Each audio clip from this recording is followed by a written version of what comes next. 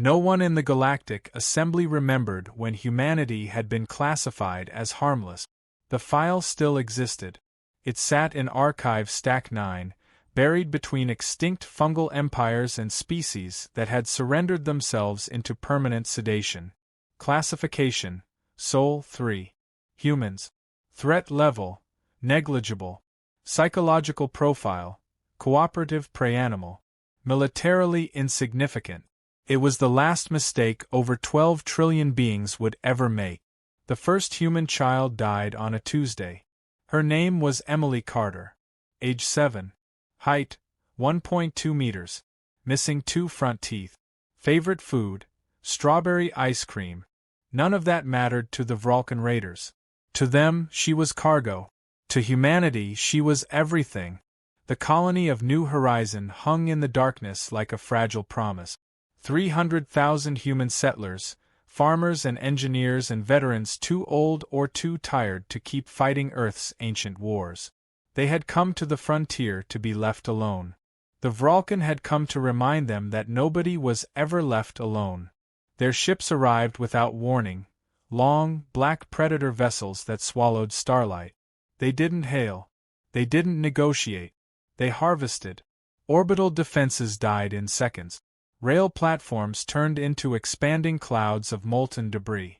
Civilian ships trying to flee were carved open with surgical precision. The Vulcan weren't angry. They were hungry. Inside New Horizon's primary habitation dome, Emily Carter stood frozen in the street, clutching her stuffed dog. Her father, Sergeant Daniel Carter, ran toward her through smoke and screaming. He'd fought in the Jovian Secession War. He'd killed men, watched friends die, survived orbital bombardment. None of it had ever terrified him like this. Because war had rules. This didn't. A Vulcan drop harvester descended in front of him, its organic metal limbs unfolding like a nightmare insect. It was taller than a building. Its hull pulsed with wet, breathing light. Daniel grabbed Emily and ran. The harvester's limb came down. It didn't fire. It grabbed. Emily screamed as she was ripped from his arms. No! Daniel lunged, slamming his fists against the smooth black surface. Give her back! The harvester didn't respond. It didn't even acknowledge him. He might as well have been dust. Emily's small hands pressed against the translucent containment membrane. Her face was wet with tears. Daddy! The harvester's hull flexed. Pressure increased inside the chamber. Emily's scream cut off instantly. Her small body collapsed. The membrane turned red.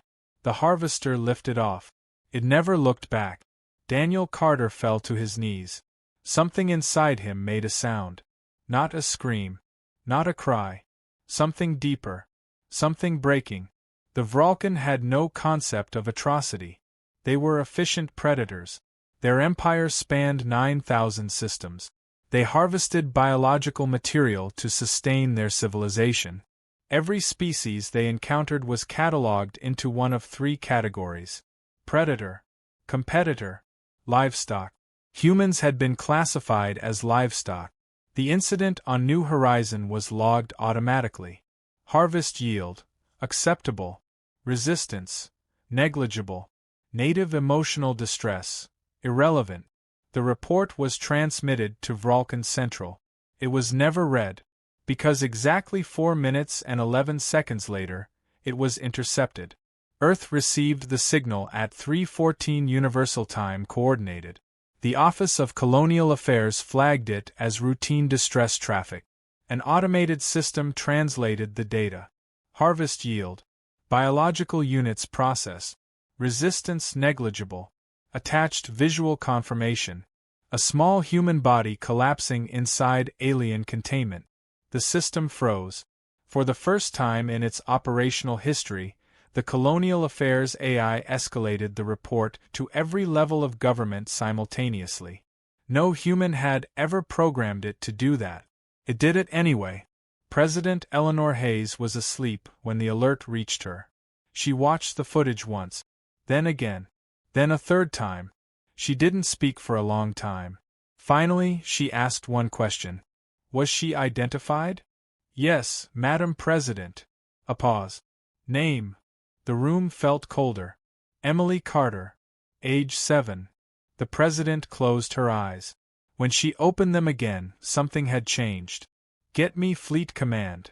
Admiral Victor Kane had spent 40 years preparing for wars he hoped would never happen. This wasn't one of them. He stood in silence as the footage ended. No one in the room spoke. Finally, Kane asked, "Are we sure?" "Yes, sir." Another pause. "Have they contacted us?" "No." "Have they made demands?" "No." Kane nodded slowly. "They don't even know we exist, do they?" "No, sir." Kane looked at the frozen image of Emily Carter. His voice was calm. "Good." The officers in the room exchanged uneasy glances. "Sir," one asked. Kane turned to them, and for the first time in his career, he gave an illegal order. "Do not contact them." Silence. "Sir, protocol requires." "Protocol," Kane said softly, "is based on the assumption that the enemy sees us as people." He looked back at the screen. "They don't." He folded his hands behind his back. "They see us as meat." No one argued, because everyone in the room had seen the same thing. Not war. Not conquest. Farming. Kane activated the fleet-wide channel. His voice echoed across every human warship in existence. "This is Admiral Kane." Thousands of crews stopped what they were doing. "We have received confirmation of extraterrestrial hostile contact." He paused. "They did not declare war." Another pause. "They did not negotiate." His voice hardened. "They harvested a human child." Silence filled the stars. Kane spoke 4 words. "Bring them to me." Deep in Vralken territory, something began to move. Something the Vralken had never seen before. Something they would never forget. Because humans had just been reclassified. Not as livestock. Not as prey. But as something far, far worse. Predators. And predators always hunted back. The Vralken didn't understand humans. They had never needed to. Every species they'd met folded under their harvesters, screamed, and died quietly. They had never met Daniel Carter. Or the human fleet. The first sign came as a whisper over the empty void of space. Coordinate. No accompanying signals. No demands. No words. Just coordinate. Vralken scouts traced the source to a mining colony on the edge of a dark nebula. They expected nothing. They found everything. Human ships didn't attack. They didn't orbit. They didn't make any of the predictable moves the Vralken had catalogued. Instead, they waited. And when the Vralken entered the asteroid belt surrounding the colony, the humans turned the entire field into a living weapon. Thousands of kilometers of magnetic dust, mining drones, and gravitational traps folded and shifted as if the asteroid belt had a mind of its own. Vralken hulls scraped against debris, their ships grinding sparks into the void. A single miscalculation, and a Vralken vessel was smashed into a billion pieces, metal screaming and plasma leaking like blood. The survivors didn't even have time to fire. Daniel Carter stood on the bridge of the lead human cruiser, staring at the holographic feed of Vralken vessels being shredded. His daughter's image, smiling, small, lost, hovered in the corner of his display. He didn't shout. He didn't rage. He didn't need to. Every movement of his fleet was precise, surgical. Every strike was a message carved into Vralken metal. You touched her. You paid. The Vralken, for all their intelligence, didn't understand emotion. They hadn't calculated revenge. They hadn't accounted for obsession. And they certainly hadn't accounted for humans who could turn grief into physics. Back on Earth, President Hayes watched the feed with a grim smile. "Status?" she asked. "Vralken losses," said Admiral Kane. 72% of their assault fleet destroyed. Minimal human casualties. The rest are retreating, but I don't think they'll recover from this. Hayes nodded. "Good. Send the message." The communication went out across every Vralken frequency. You killed a child. You harvested her. You brought predators into your midst. This is what happens when humans hunt back. Consider it a warning. The Vralken had no concept of sarcasm. They had no protocol for threats delivered in calm, almost polite tones. They did, however, understand result. The Vralken High Council convened in panic. Ships had disappeared without a trace. Colonies had been evacuated. Their sacred biological reserves, taken and slaughtered, were gone. A single human cruiser had launched a strike against the Vralken's own central data archive. It had been lost for 6 minutes, and then appeared in orbit around a moon 23 light-years away. The Vralken had never calculated human ingenuity or human audacity, to be honest. One council member, its exoskeleton quivering, said, "They are monsters. Not like us." Another hissed, "They are efficient. Terrifying." The eldest member clicked its mandibles. "They are predators." It was the closest they ever came to truth. Humanity didn't celebrate. There was no jubilation in the command centers, no parades on orbital platforms. They had only done what they had to. What the galaxy had forced them to do. Daniel Carter returned to the empty street of New Horizon, staring at the scarred dome where his daughter had died. The Vralken fleet had been annihilated in orbit. The colony survived. The universe now knew humans weren't prey. But he didn't smile. He knelt, brushing dust from the concrete.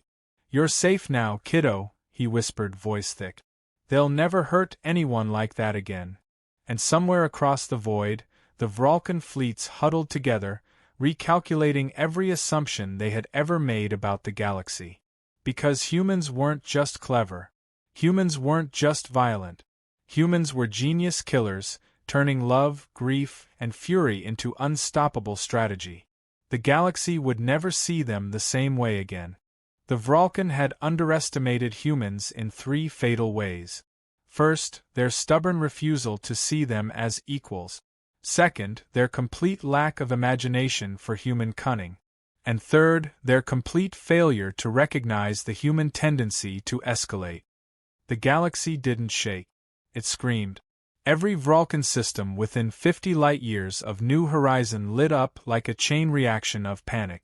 Their colonies went dark. Their convoys vanished. The survivors of the first strike sent desperate, incoherent reports back to the High Council.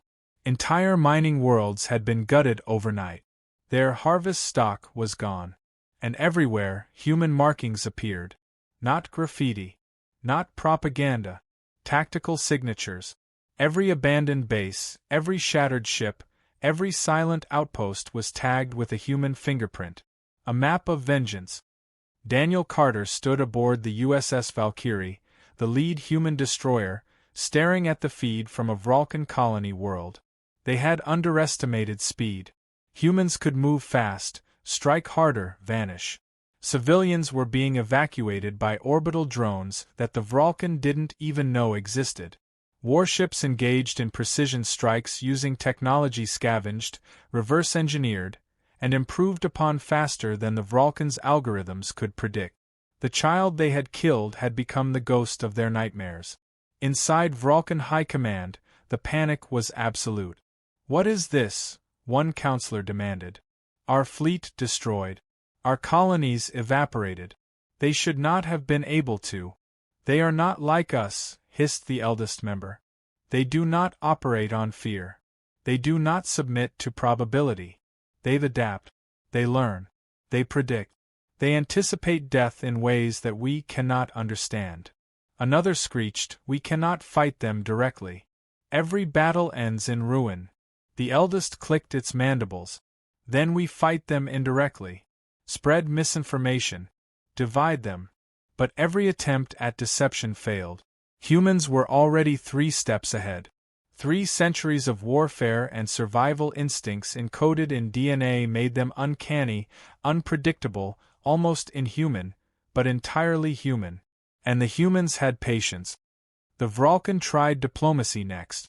A representative arrived on neutral space, demanding an audience. Daniel Carter met them personally, flanked by his best tacticians and a rotating security matrix of drones. The alien ambassador opened its multi-jointed mouth. You will cease your attacks, withdraw from our territories, or face total annihilation. Daniel smiled, a slow, calm, terrifying smile. You killed her, he said simply. The Vralken representative recoiled. We followed procedure. Procedure, Daniel interrupted, is for those who don't have predators in their midst. You harvested a child. You think there's a treaty that will save you. The ambassador paused, unsure if Daniel was bluffing. He was not. Daniel leaned closer. You harvested Emily Carter. And now you get to see what that looks like from the other side. Behind him, a holographic map of Vralken space flickered. Every colony marked in red. Every ship highlighted in orange. Every abandoned world, every slaughtered mine, every loss, annotated, calculated, and queued. Every single one, Daniel said, voice low and steady. We are not done. And when we are, the galaxy will remember why you should never underestimate humans. The Vralken ambassador fell silent. Its mandibles trembled. It was the first time an alien of that empire had known fear. Back on Earth, President Hayes addressed the United Systems Assembly. Humans are not just survivors. Humans are predators. They are brilliant. They are ruthless. And they will defend their own, no matter the cost. Let the galaxy see that. Let it remember it. Let them think twice before touching another human child. The assembly erupted in uneasy applause. In the void, Vralken ships fell like dominoes. Mines self-detonated. Communications were severed. The remnants of their fleet fled, pursued by human stealth cruisers that appeared from nowhere and struck like lightning. Every time the Vralken thought they understood, humanity had changed the rules. The galaxy learned an ugly lesson. Humans were not prey. They were predators. And predators, once provoked, never forgive. Daniel Carter returned to the battlefield only once more, New Horizon. He walked through the streets, now scorched and battered but alive.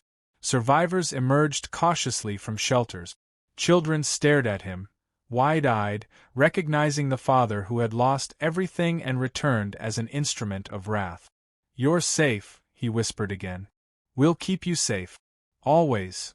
But even as he spoke, he knew something the galaxy didn't yet see. This was only the beginning. Because humans didn't stop at revenge. Humans planned. Humans endured. Humans hunted. And Emily Carter's name would echo in the void for generations. The Vralken had learned one thing too late. Humans never fight on the terms of their enemies. By the time the Vralken realized the scale of what was coming, the humans were already inside their empire. Not in a conventional invasion fleet. Not with diplomacy. Inside the first Vralken colony, alarms blared. Lights flashed red. Ships scrambled. Entire cities went into lockdown. And then nothing. No fleets arrived in formation. No attack signals. Just silence. Until the ground shook. Daniel Carter watched the live feed from orbit. Every human warship had split into independent hunting units, each one capable of autonomous strike. They had rigged entire planetary surfaces with microdrones, gravitational traps, and electromagnetic pulses. Mines, asteroid shards, and salvaged alien tech had been converted into invisible weapons that could collapse an entire city in seconds. The Vralken fleets, massive, proud, and previously unchallenged, began to vanish in flashes of fire and plasma. Their survivors panicked in uncoordinated retreats, only to stumble into orbiting human traps that could disable entire ships silently, without a single shot fired. A Vralken admiral broadcast a message, shrill with anger. This is impossible. Who? Daniel leaned forward. Who? We're humans. The Vralken had no concept for what that meant. On one moon, a Vralken general begged for terms. His fleet had been annihilated, his colonies lost, his resources stripped. Submit, he pleaded. Daniel Carter's fingers hovered over the console. He smiled calm. Submit, he repeated. You don't get to submit when you harvest a child. You get to pay. Everything you thought you understood about power, control, and fear, you were wrong. And now you're learning. The human fleet executed the final phase. Every surviving Vulcan communications array was intercepted. Every satellite turned into a weapon. Every remaining colony was evacuated, not with mercy but with precision. The humans chose which planets lived and which became uninhabitable tombs. The galaxy had never seen methodical, merciless retribution executed with surgical genius. And yet, humanity didn't celebrate. On New Horizon, Daniel Carter stood with a squad of survivors, looking at the night sky. Stars were silent witnesses to the Vulcan's devastation. He thought of Emily Carter, of her small hands pressed against the containment membrane, of the screams that had cut off too soon. He thought of every human who had been underestimated, every child who would never have a chance to grow up in peace. "Is it over?" a young recruit asked. Daniel shook his head. "It's never over. Not for us. Not really. But for them? For them, it's a lesson they'll carry for generations." Across the galaxy, the Vulcan High Council was broken. Their empire fractured. Systems they thought safe were abandoned or destroyed. Their military strategies were irrelevant. Their predictive models useless. Every intelligence they had gathered about humans was obsolete. One elder whispered to another, They are monsters. Not like us. Not like anything we've ever seen." The other clicked its mandibles in despair. Predators who learned to prey on those who thought themselves hunters. Every system the Vulcan had conquered now bore the imprint of human wrath. Every world remembered the price of underestimating the species they had labeled harmless. Back on Earth, President Hayes addressed the galaxy through the first human transgalactic broadcast. "Let this be a warning," she said. Her voice calm, almost gentle, but carrying the weight of inevitability. "You may think of humans as weak, as compliant, as manageable. You are wrong. You will never touch one of ours. You will never take another child. And if you try, we will find you. We will adapt. We will hunt. You will regret it." The galaxy went silent. Even species who had never met humans felt the tremor in the void. Daniel Carter returned to the ruins of New Horizon. The human colonies were rebuilding, but the scars remained. He knelt at a memorial for Emily and the other children lost across the stars. "She didn't die in vain," he whispered. "You taught them. You made them remember that humans are not prey. Not ever." The stars outside glittered coldly, indifferent. But somewhere, deep in Vulcan space, survivors whispered her name. Emily Carter. And humanity smiled. Because the galaxy had learned the most terrifying truth of all. Humans don't just fight. Humans don't just survive. Humans hunt. And when humanity hunts, the universe trembles.